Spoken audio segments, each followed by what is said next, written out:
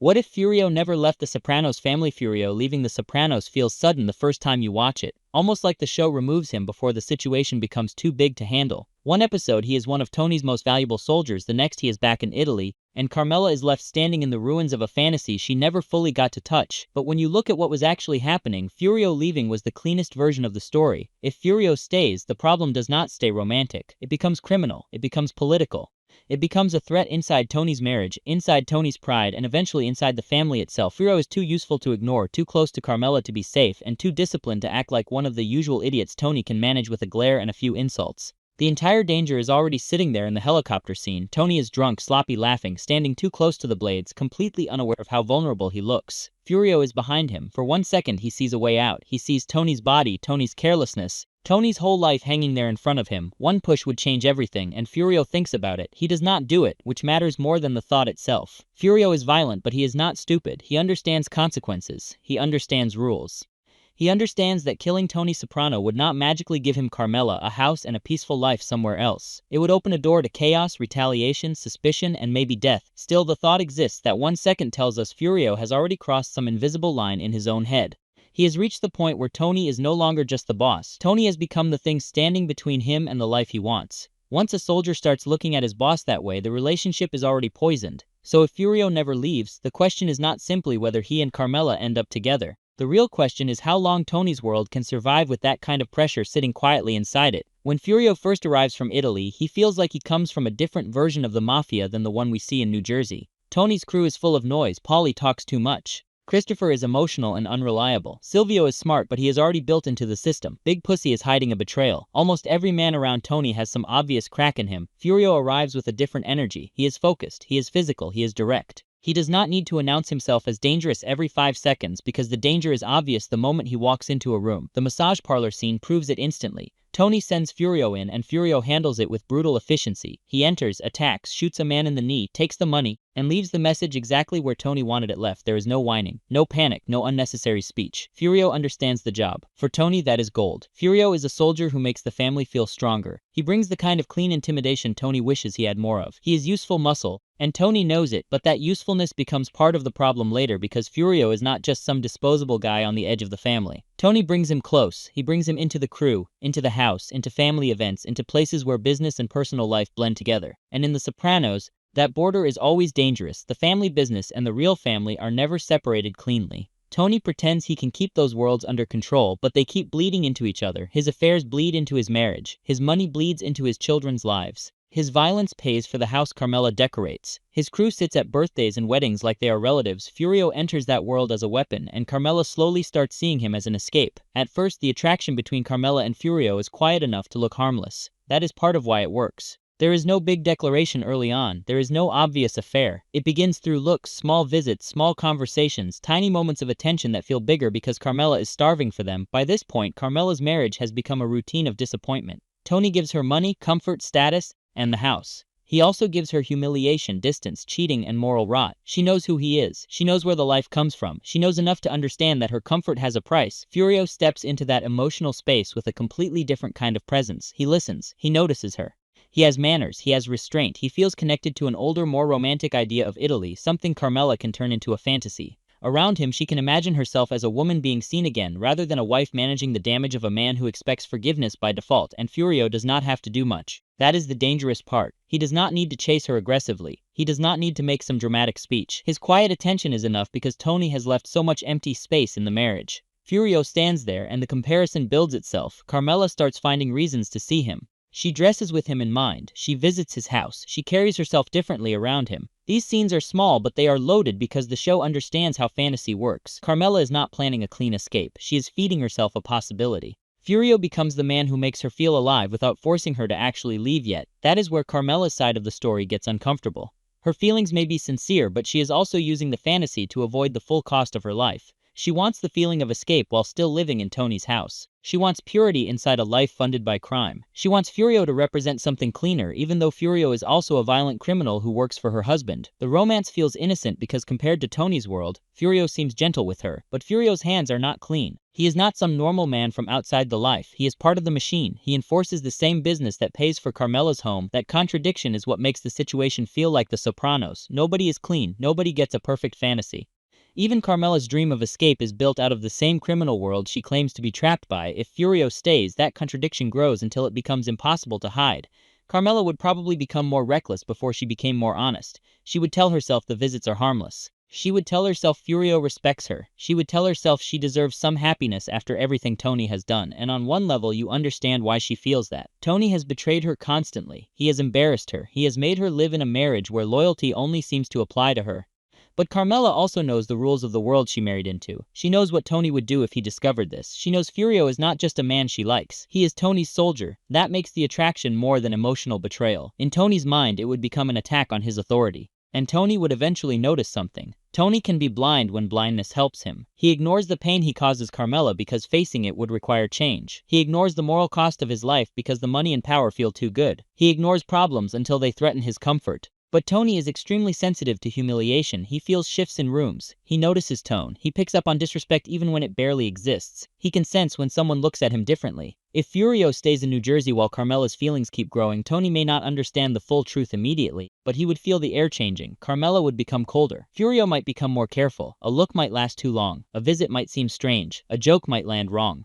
Tony's instincts would start moving before the evidence did, and once Tony begins sensing comparison, Furio is in danger. Because Furio threatens Tony in a very specific way. He does not threaten Tony by openly challenging him. He does not walk into the Bing and demand power. He does not gather soldiers around him. He does not insult Tony in public. His threat is quieter and more humiliating. Furio makes Tony look worse by standing near him. Tony wants to see himself as powerful, masculine, respected, and desirable. He likes the image of old-world strength. He likes the romance of Italy when it flatters him. He likes importing Furio because Furio makes Tony's organization feel more serious. But inside Tony's own home, Furio becomes a better version of the image Tony sells about himself. Furio is disciplined. He has physical control. He has that old-world aura Tony enjoys borrowing. He can be violent without looking messy. Around Carmela, he has tenderness without the constant ugliness Tony brings into the room. Tony would hate that. Even if Carmela never touched Furio, Tony would eventually feel the insult of her admiration. That might be enough. Tony's ego does not need full proof to start punishing people. Suspicion can become reality in his head if it protects his pride, and Furio's outsider status would make him vulnerable. He is respected, but he is not deeply rooted in Jersey. He came from Naples. He does not have childhood history with these men. He does not have the same tangled network of relatives, grudges, and favors. If Tony turns on him, most of the crew would not risk themselves to protect Furio. Silvio might understand the seriousness before others.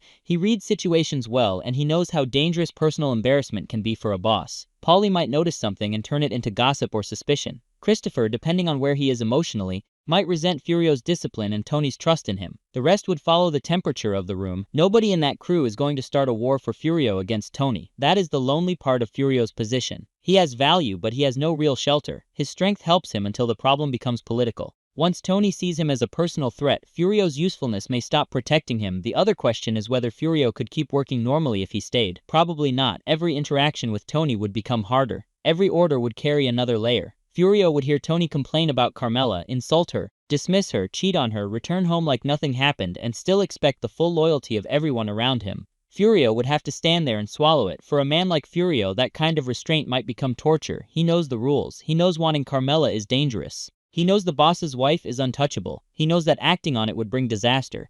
But knowing the rule does not erase the feeling. It makes the feeling more poisonous because there is nowhere safe for it to go. That is why the helicopter moment matters so much. It is not random. It is the pressure leaking out. Furio sees Tony at his weakest and imagines a world where the obstacle disappears. The show gives us 1 second of pure temptation. Furio steps right up to the edge of murder, and the only thing stopping him is the reality of what comes after. If he stays, he has to keep living after that thought. That would change him.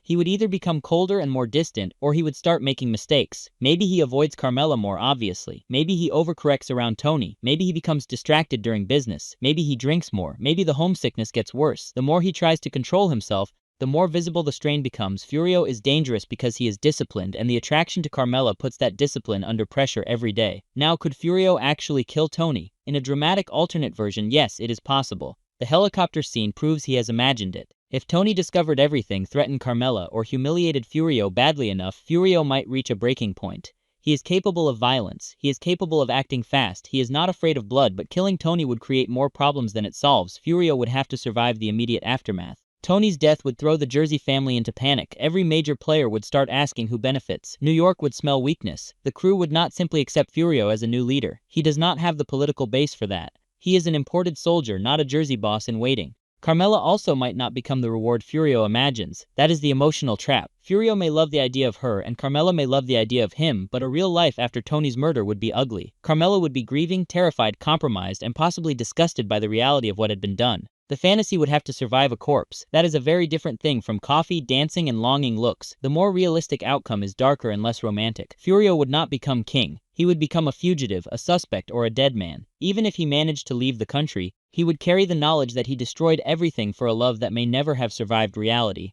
So Furio probably does not kill Tony unless the pressure reaches an extreme point. His survival instinct is too strong. His understanding of the life is too clear.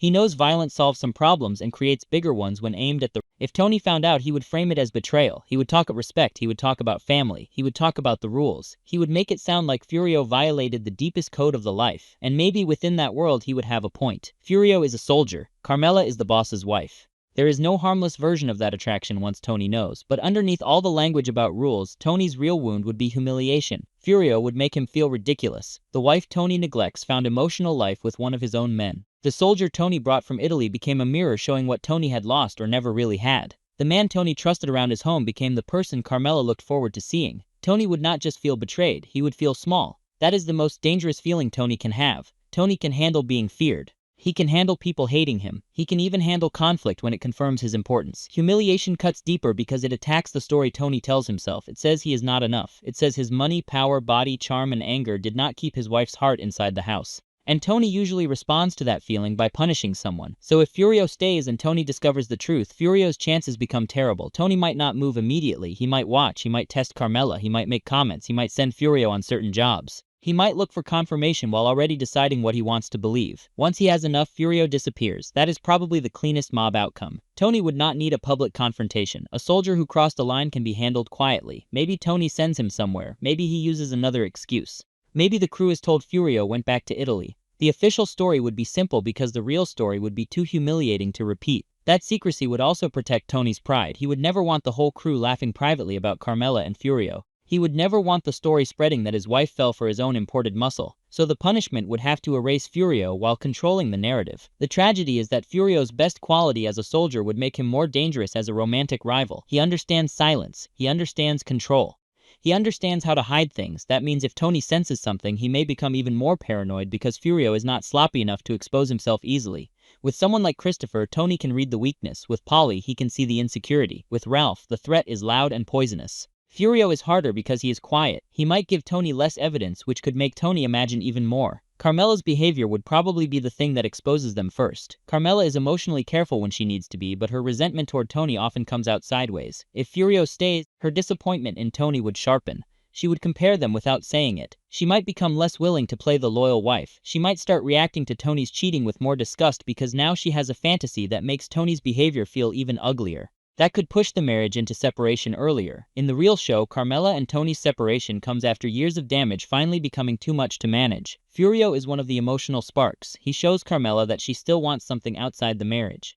He shows her that Tony's money cannot completely kill her desire for tenderness. If Furio stays, that spark stays lit. Maybe Carmela eventually confesses part of it during a fight. Maybe she says enough to hurt Tony without giving him the full truth. Maybe Tony hears Furio's name in the wrong tone. In a marriage full of buried weapons, Furio becomes one of the sharpest ones. And Carmela might use him that way. She may not intend to get him killed, but anger makes people careless. During a fight, she could throw Furio in Tony's face just to wound him. She could imply that another man treated her with more respect. She could say Tony drove her towards someone else. Even a half confession would be dangerous. Tony would hear the rest. The sad part is that Furio and Carmela's connection is strongest while it remains unfinished. The unfinished version can stay beautiful in their heads. It can remain a dream of Italy, music, sunlight, and a life without Tony's ugliness. The moment it becomes real, the weight of the world falls onto it. Furio is still a killer. Carmela is still Carmela. Tony is still Tony. The children exist. The house exists. The money exists. The mafia exists. There is no clean doorway out. That is why Furio leaving has such a strange emotional power. He makes the only decision that preserves the feeling. By leaving, he keeps the romance from becoming ugly. He keeps Carmela from having to choose in reality. He keeps himself alive. He leaves behind pain, but he also leaves behind the version of himself Carmela can still imagine. If he stays, that version dies one way or another. There is also a larger criminal angle. Furio staying would strengthen Tony's crew in the short term. Tony badly needs reliable people as the show goes on. Christopher becomes more unstable. Polly is useful but limited and self-serving. Silvio is strong, but he is more consigliere than frontline enforcer. Bobby grows, but he is not Furio. Many younger guys around Tony feel sloppy, greedy, or underdeveloped. Furio could have been one of Tony's most important men during the later seasons.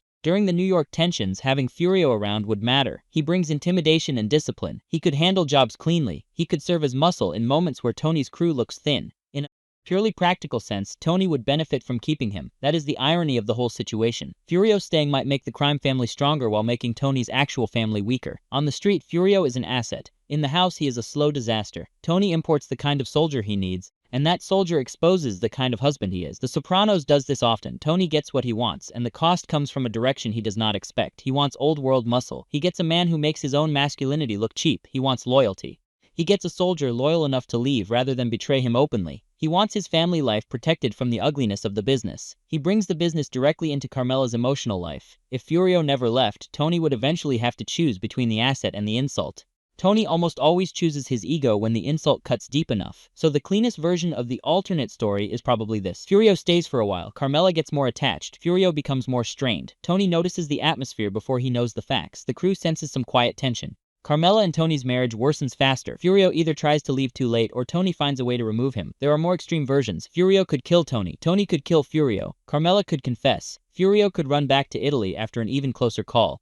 But every believable version points toward the same end. Furio cannot remain in New Jersey as Tony's loyal soldier while loving Carmela from across the room. The situation is too personal and Tony's world is too violent. Furio's real mistake was allowing himself to become emotionally involved in the one place where emotion could get him killed. He did not fall for a random woman. He fell for the boss's wife. He did not develop feelings while standing outside Tony's life. He developed them inside Tony's home, inside Tony's family structure, inside the place Tony believes he controls. That turns desire into an act of disrespect, even before anything physical happens. For Tony, the emotional betrayal would be enough because Tony lives by possession. Carmela may suffer, complain, and threaten to leave, but in Tony's mind she is still his wife, his house, his family, his image. Furio's feelings touch something Tony believes belongs to him, and Tony does not forgive people for touching what belongs to him. Furio understood that better than anyone. That is why leaving was smart. Painful, abrupt, maybe cowardly in one sense, but smart. He saw the end of the road before Carmela did. Carmela could still imagine the romance. Furio saw the body count. He knew that staying would eventually force a decision. Either betray Tony, kill Tony, get killed by Tony, or destroy himself slowly by pretending nothing was happening.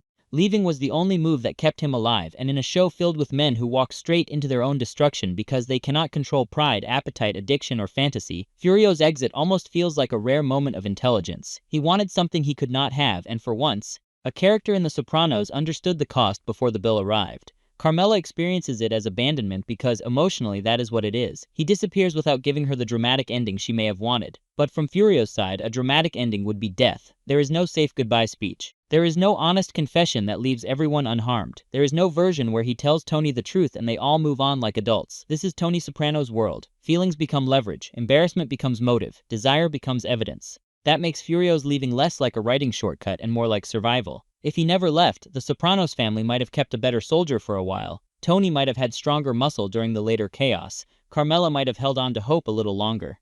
The house might have seemed normal from the outside. Inside, everything would be rotting faster. Because Furio's presence would keep asking a question no one in that house could answer safely. What if Carmela could have wanted someone else? What if Tony's power was not enough to keep him from being compared? What if the man Tony brought in to strengthen the family became the man who revealed how weak Tony's marriage really was? That is the real danger of Furio staying. He would not need to take over the family. He would not need to openly challenge Tony. He would not need to become some grand rival. His existence would be enough. Every quiet look with Carmela, every respectful conversation, every moment of restraint would make Tony's ugliness louder. Eventually, Tony would hear it, and once Tony heard it, Furio would have no future in New Jersey. So when Furio leaves, the show is not removing a character with no purpose left. It is removing a man who has reached the edge of a cliff. One more step, and the story stops being longing and starts becoming murder. Furio staying sounds romantic at first. In reality, it would probably become one of the ugliest disasters in the series. A boss, his wife, and his soldier trapped in the same emotional triangle, surrounded by men who solve humiliation with violence. The only reason it remains beautiful at all is because Furio leaves before the fantasy has to prove itself, and maybe that is the most painful part.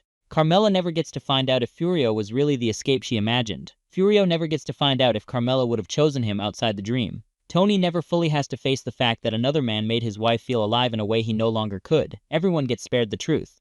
But only because Furio understood. Something most people around Tony learn too late. In that family, staying close to what you want can be the thing that kills